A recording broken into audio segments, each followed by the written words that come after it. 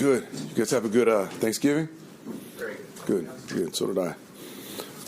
Tyron Smith, he'll be out this game. CJ was he was limited today. I'm hopeful he'll play, but that is not a guarantee at this point. And Breece Hall is trending in the right direction, so we're hopeful he'll play as well. What are you seeing out of Breece? What did he do today? He looked good. Yeah, he looked really good. So the information we need is tomorrow, how he's going to feel after today, you know. So, but he looked good today. And with CJ, I know he put the helmet on for the first time Tuesday with a walkthrough. Yep. Did some more stuff yesterday. What did he do today? And kind of where's the decision? Is how he feels tomorrow as well? Yeah, it's a little bit of his decision and our decision at the same time. Just CJ is such a tough guy, and he feels such an obligation to his teammates to be out there to help him, and so I know he's going to fight to play no matter what, you know. And so it comes down to him being really honest with us regarding how it feels, and us at times protecting him if we don't think it's the right thing to do. What have you seen from Smith and Jigba these last 3-4 weeks? Man, he is, for one, they're featuring him from a schematic standpoint. They're really doctoring up some plays for him. When he gets the ball in his hands, he's a problem. You know, he's a tough runner with the ball in his hands. He feels like a running back at times, the way he breaks tackles, the way he moves, the way he sets guys up. So it's, you know, they have such a unique receiver core. You know, they have three guys that are so, like, different, and so they complement each other in the best of ways. DK can just rip the top off of any defense, and then you got 11 who's getting work underneath now, and then you got Lockett, who is just so crafty and just understands, you know, how to find soft spots and zones and all that he does. So it's and now with Fant coming back, that's the element that people don't talk enough about. And I know he hasn't been in there as much as they would have liked, but he's a problem too because he's a matchup problem. You know, you get a linebacker or a safety on him, and you got a real receiving threat on a guy that's maybe not necessarily accustomed to taking on a guy like that. So their passing game's a problem.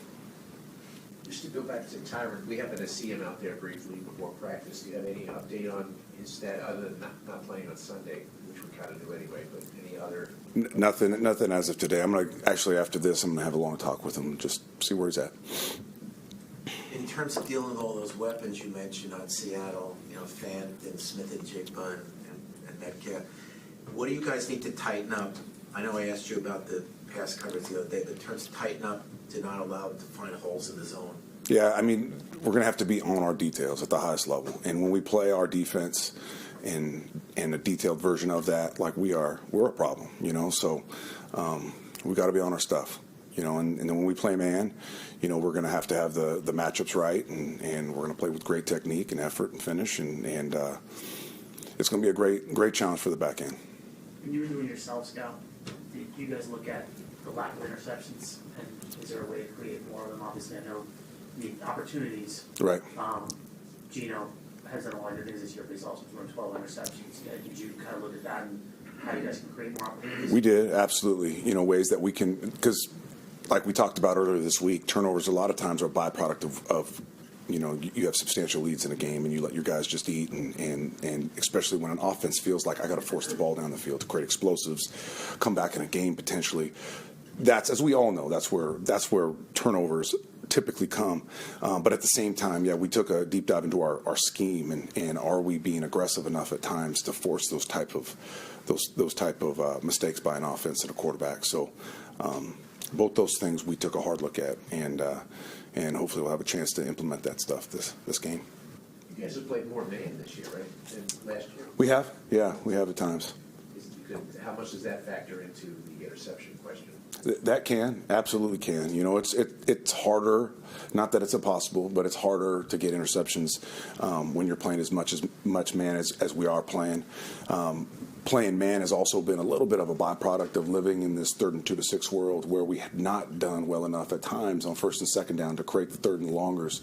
And as everybody knows, 3rd and 2-6. You're going to have to major in man there. Not that you play man every snap, but you're going to have to major in man. And when you do that, to your point, there's going to be less ball production.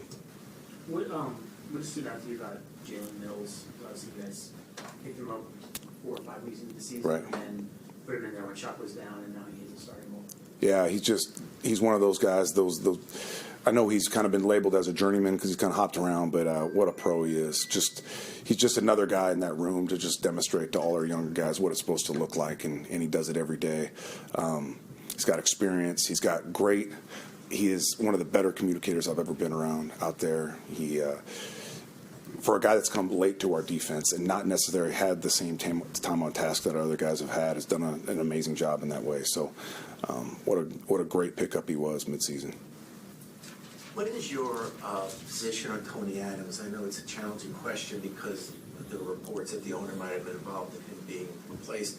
What is your leeway as far as, can he go back in the starting lineup, or what's your position on Tony right now? Yeah, Tony's a guy that obviously from a culture standpoint we absolutely love. So he didn't play as much as I would have liked last week for whatever the reason, and this week he's going to play a little bit more.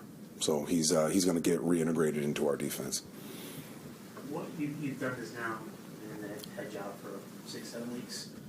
Has there been any part of the job that surprised you, challenged you more than you expected? Like you Right. watch guys do this job for 20 years. Right. You probably at times thought, I can do that. Right. But when you're in the big chair, has there been anything that's kind of surprised you or been more challenging than you expected?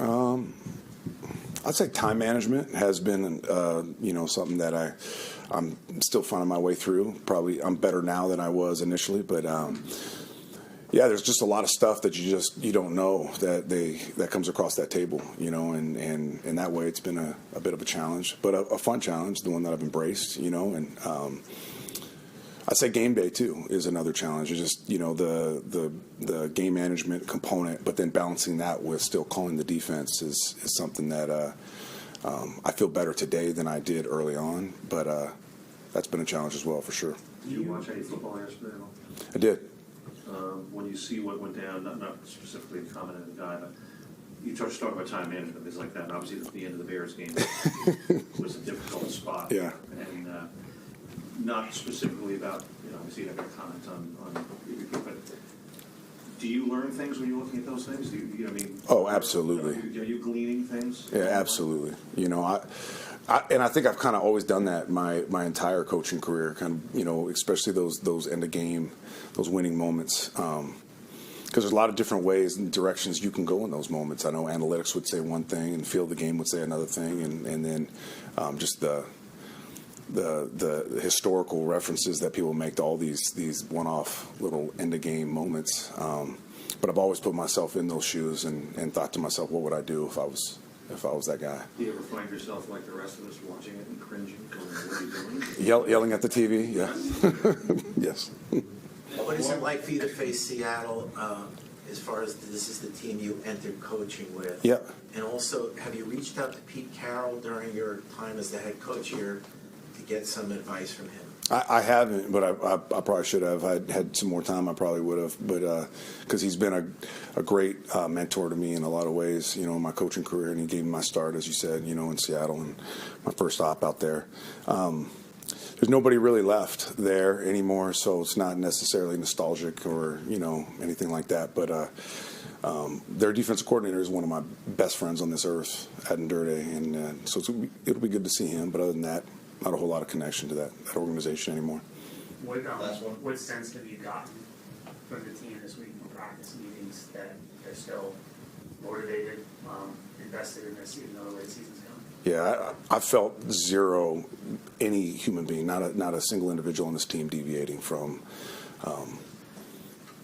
staying engaged, preparing at the highest level. The energy's been good. The detail's been good. The approach has been amazing. But it's been amazing. I felt like this entire time the process has been right. The results have not been right.